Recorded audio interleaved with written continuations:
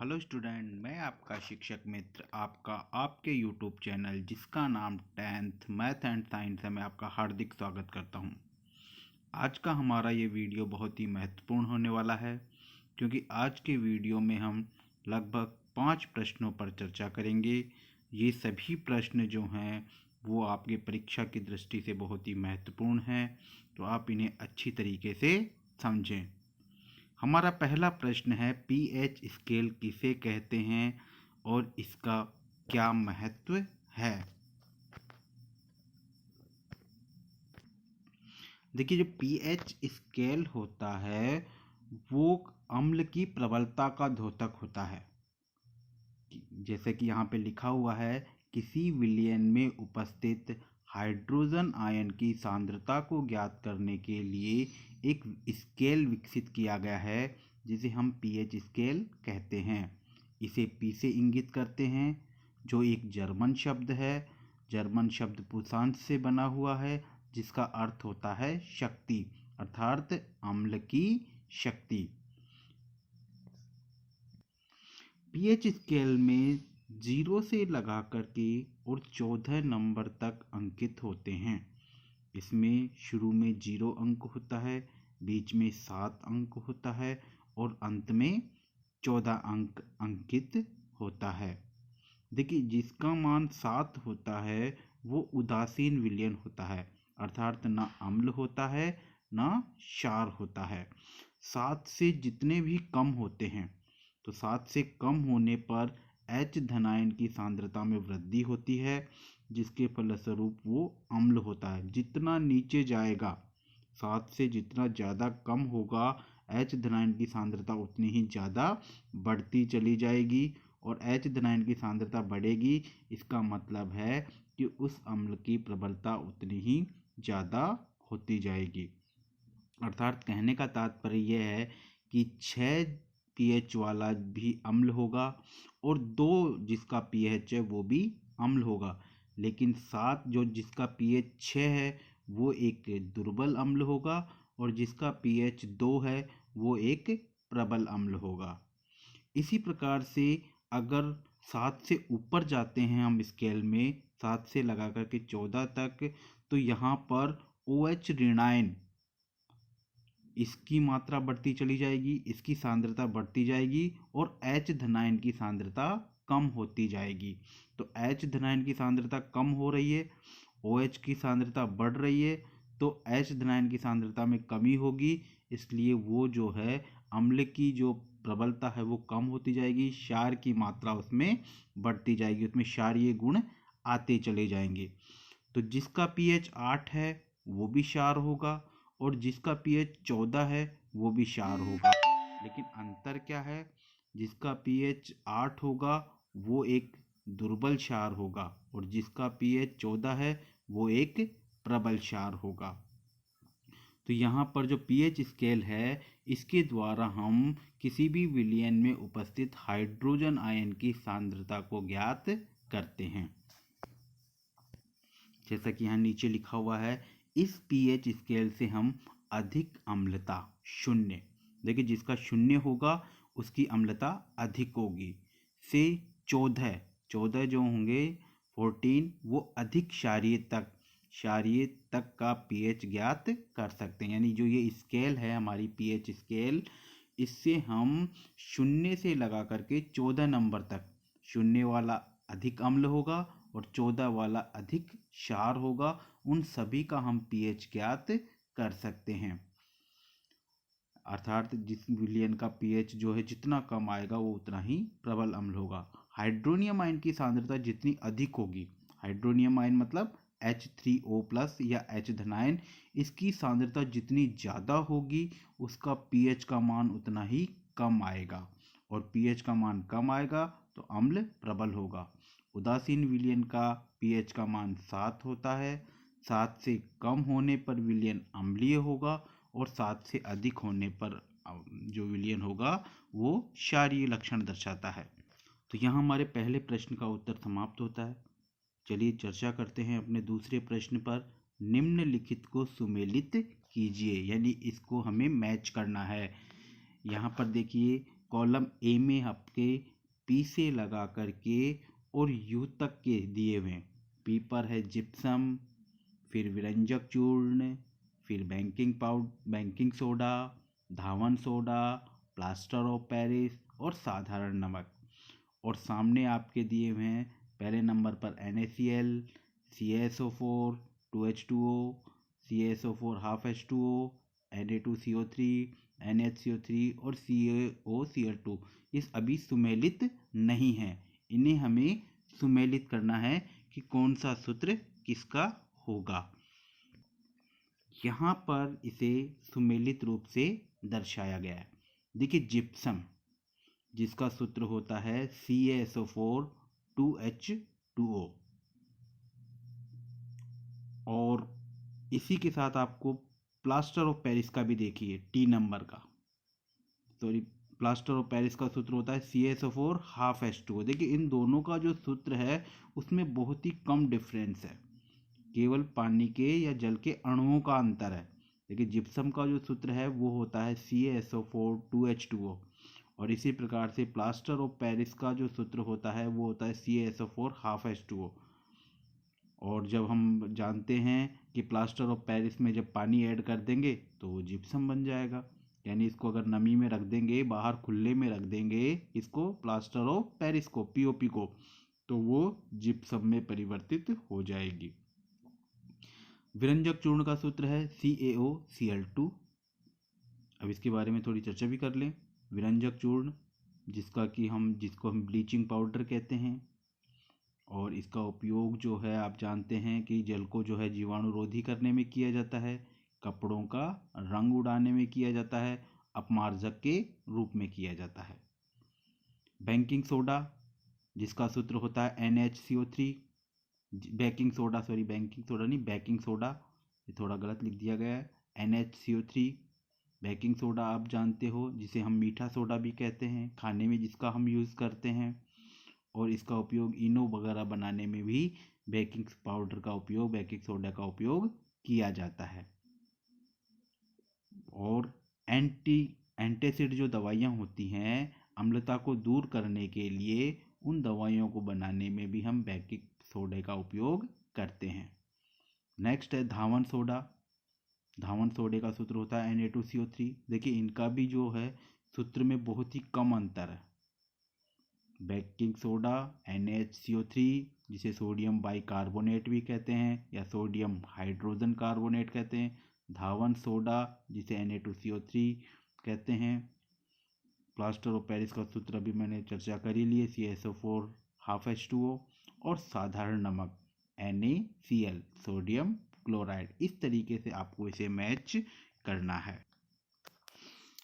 आइए चर्चा करते हैं अपने तीसरे प्रश्न पर। जब साधारण नमक, प्रश्न है हमारा, जब साधारण नमक के जलीय विलयन में विद्युत धारा प्रवाहित की जाती है तब सोडियम हाइड्रोक्साइड के साथ दो गैसें X और Y बनती हैं। गैस X फटफट की ध्वनि के साथ जलती है और गैस Y को कीटाणु मुक्त करने के काम में आती है। गैसों के नाम लिखिए। कहने का मतलब यह है कि एक साधारण नमक है, उसका जलीय विलयन है। जब उसमें हम विद्युत धारा प्रवाहित करेंगे तो एक तो सोडियम हाइड्रोक्साइड बन रहा है और दो गैस बन रही है, उन दो गैसों के हमें नाम बताने। तो जब भी ऐसे प्रश्न आप करें तो उसका सबसे बेस्ट तरीका है कि सबसे पहले उसे समीकरण के रूप में लिख लीजिए। जैसे सबसे पहले उसने कहा साधारण नमक, तो हमने हिंदी में लिख लिया साधारण नमक का जलीय विलयन, जैसा कि आपको स्क्रीन पर दिख रहा है। फिर उसमें क्या प्रवाहित की जा रही है, विद्युत धारा, तो हमने तीर के ऊपर लिख दिया विद्युत धारा। आगे फिर क्या बन रहा है, सोडियम हाइड्रोक्साइड, तो हमने तीर के निशान के आगे लिख दिया क्रियाफल में सोडियम हाइड्रोक्साइड, और दो गैस बन रही हैं plus X gas plus Y gas. X gas चटचट की आवाज़ कर रही है और Y गैस कीटाणुरोधी है। अब इसे हम समीकरण के रूप में लिखेंगे। देखिए साधारण नमक का सूत्र होता है NaCl, तो हमने यहाँ पर साधारण नमक के नीचे लिख दिया NaCl। AQ का मतलब एक्वस यानी जलीय विलयन। और H2O यानी पानी मिलाएंगे उसमें, तभी तो जलीय विलयन बनेगा भाई। जब उसमें पानी ऐड करेंगे H2O तभी जलीय विलयन बनेगा। तो यहाँ प्लस कर दिया हमने H2O, तीर के ऊपर लिख दिया हमने विद्युत धारा। अब यहाँ पर बन रहा है एक तो सोडियम हाइड्रोक्साइड।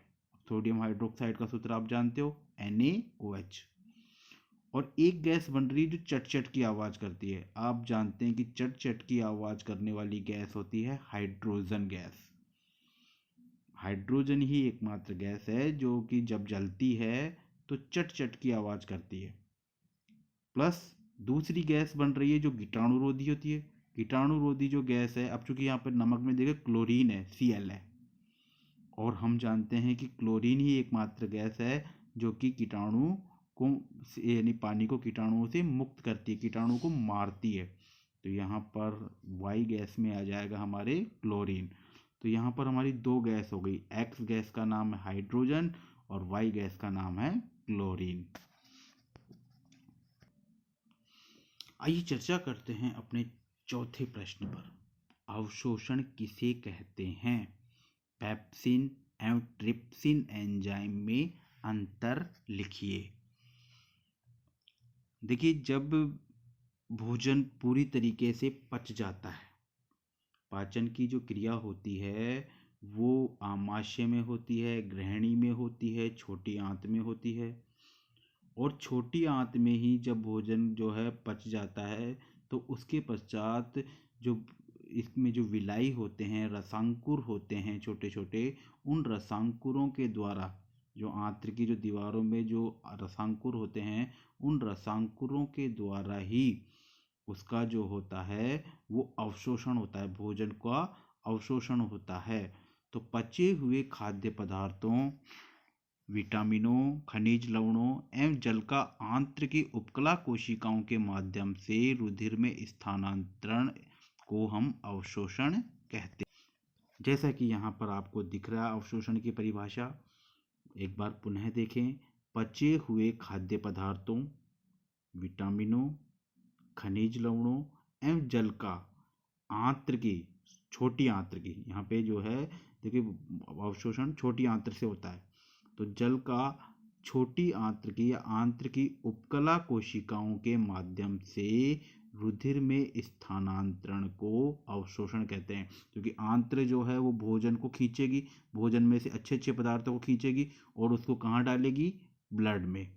तो ब्लड में उसका स्थानांतरण होता है, इसे हम अवशोषण कहते हैं। अब नेक्स्ट प्रश्न था हमारा पेप्सिन और ट्रिप्सिन में अंतर। देखिए, दो प्रकार के एंजाइम होते हैं। पेप्सिन प्रोटीन का पाचन करता है, ट्रिप्सिन ट्रिप्सिन जो होता है वो कार्बोहाइड्रेट का पाचन करता है। अब यहाँ पर देखिए पेप्सिन जठर रस में पाया जाता है, मतलब आमाशय में पाया जाता है।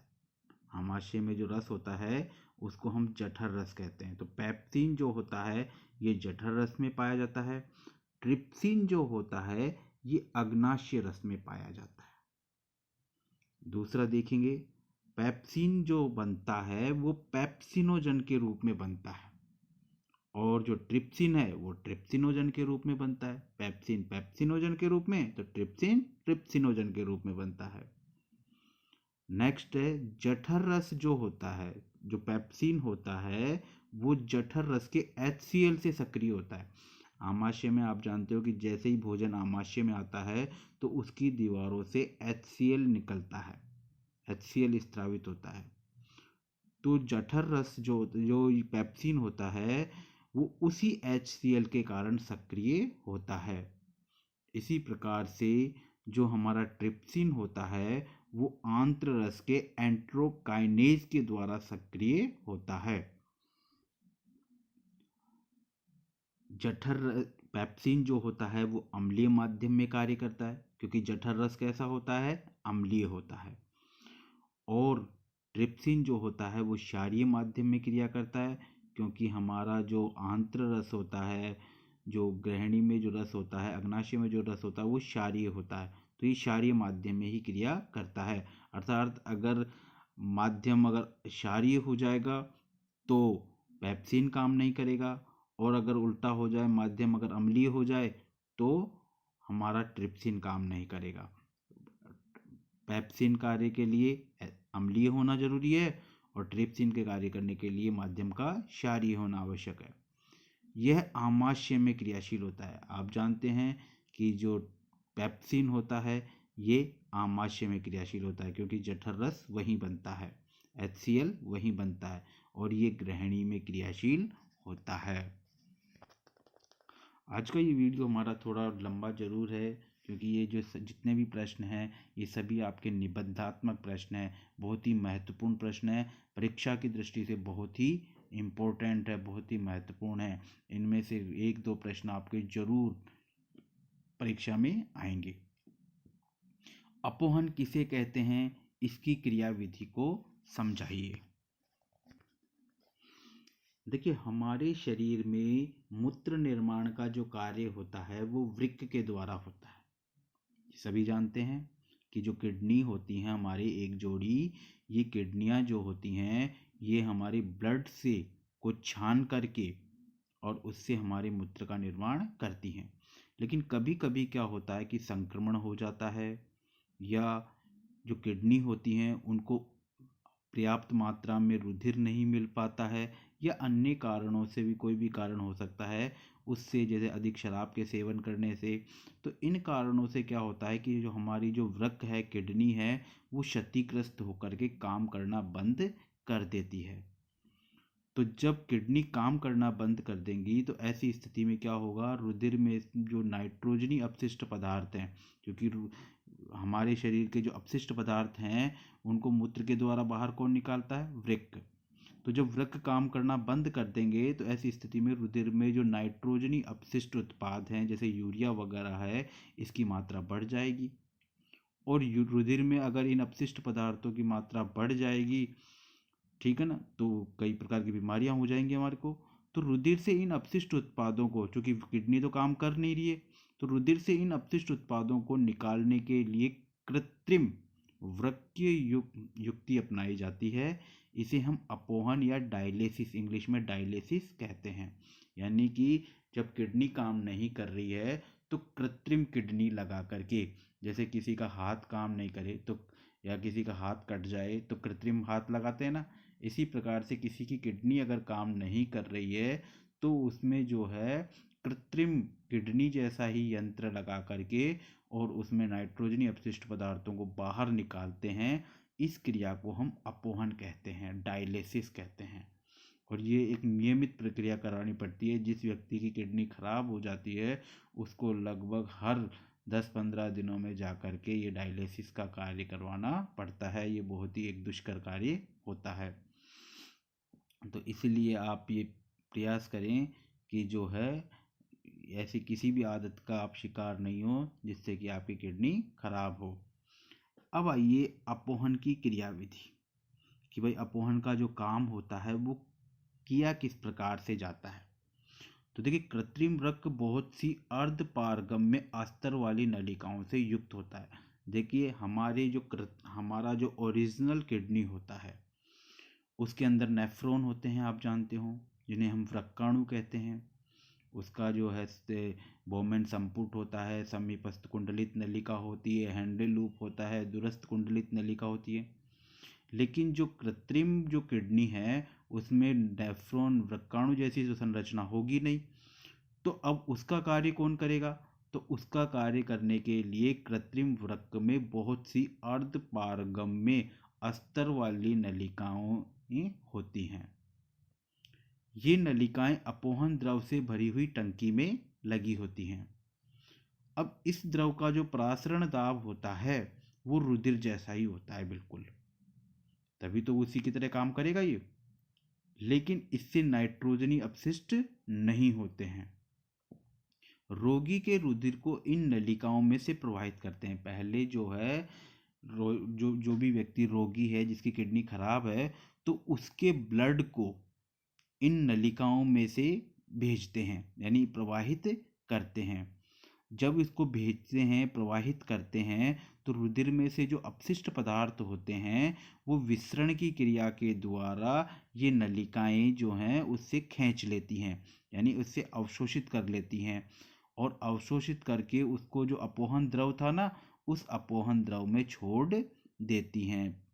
और इस तरीके से हमारा जो ब्लड और वापस जो शुद्ध जो ब्लड होता है वो रोगी के शरीर में वापस डाल दिया जाता है।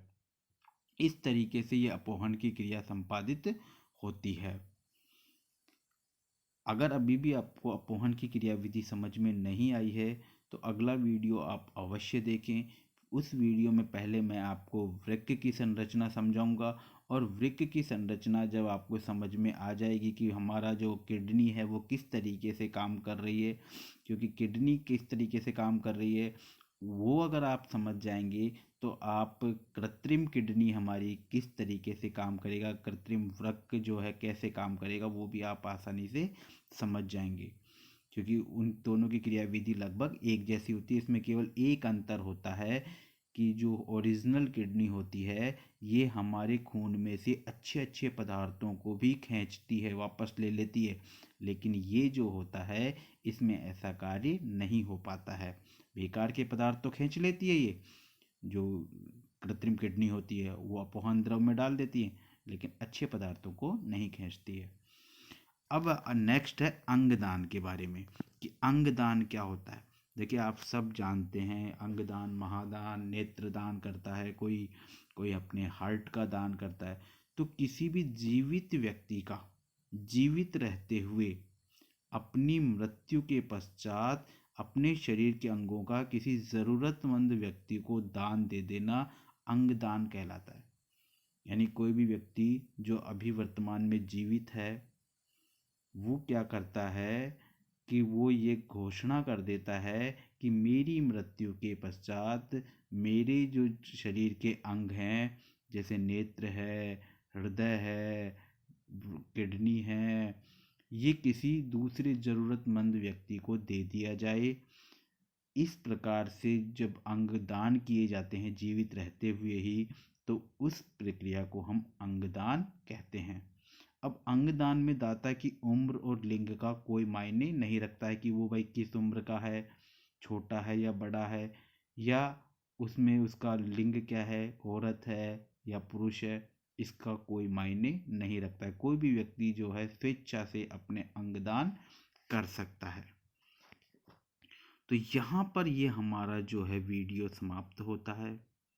आशा करता हूँ कि आपको ये सभी 6 प्रश्न अच्छे से समझ में आए होंगे।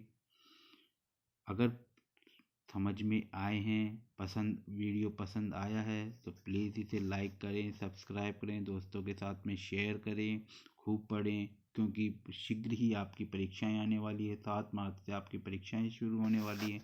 धन्यवाद बच्चों।